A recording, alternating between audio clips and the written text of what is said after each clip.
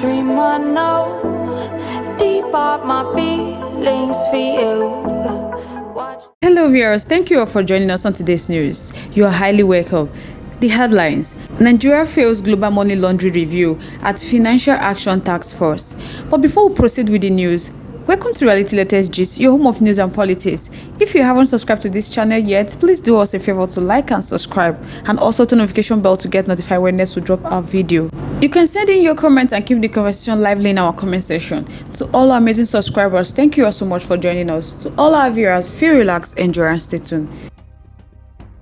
Nigeria failed to scale a review of money laundering and terrorism financial risks conducted by the Global Financial Intelligence Agency. A global agency, the Financial Action Task Force, faulted Nigeria's anti-money laundering war.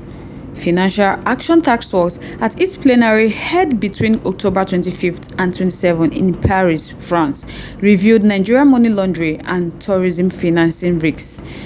Nigeria was among the 21st countries whose grey list status was reviewed during the Financial Action Task Force meeting, though the Nigeria's Financial Intelligence Unit said it had been working to meet the Financial Action Task Force recommendation on money laundering and terrorism financing.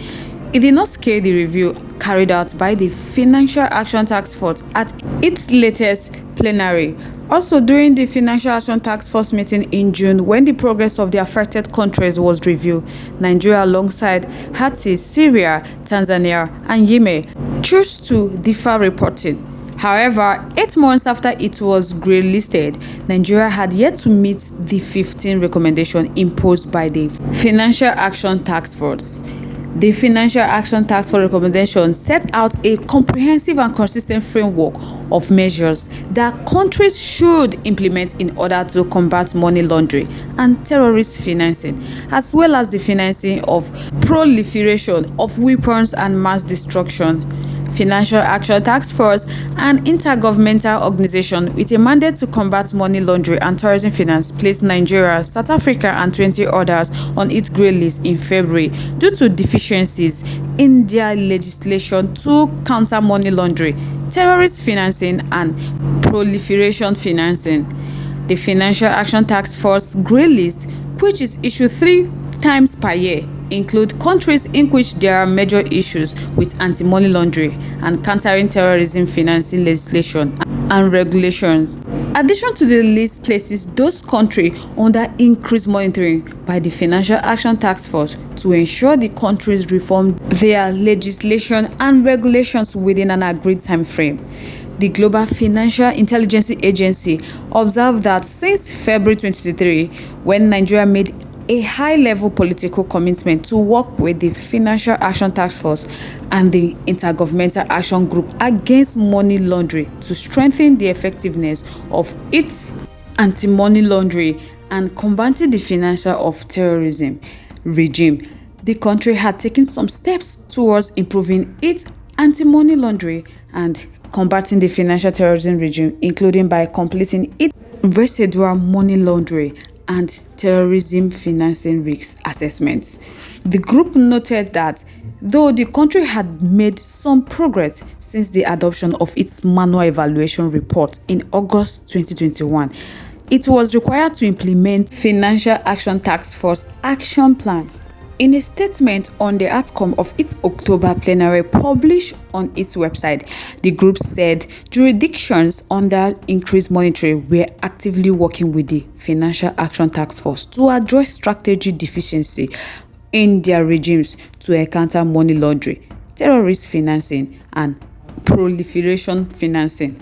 When the Financial Action Task Force places a jurisdiction under increasing monitoring, it means the country has committed to resolve swift the identified strategy deficiency within the agreed time frame and is subject to increased monitoring.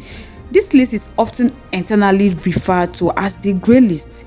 Now, the Financial Action Task Force is calling on the concerned jurisdictions to complete their actions plan expeditiously and within the agreed timeframes, just as to welcome their commitment, adding that it would closely monitor their progress. The Financial Action Task Force disclosed that they didn't call for the application of enhanced due diligence measures to be applied to the jurisdiction, noting that the Financial Action Task Force standards do not envisage de-risking or cutting off entire classes of customers, but call for the application of a risk-based approach. The Financial Task Force encouraged its members and all jurisdictions to take into account the information presented in their risk analysis. On the outcome of its October plenary, the group said the Financial Action Task Force identifies additional jurisdictions on an ongoing basis that have strategic deficiency in their regime to counter money laundering, terrorist financing, and proliferation financing. A number of jurisdictions have not yet been reviewed by the Financial Action Task Force or their financial-style regional bodies, but will be in due course. The Financial Action Task Force provides some flexibility to jurisdictions not facing immediate deadlines to report progress on a voluntary basis. The following countries had their progress reviewed by the Financial Action Task Force since October 2023.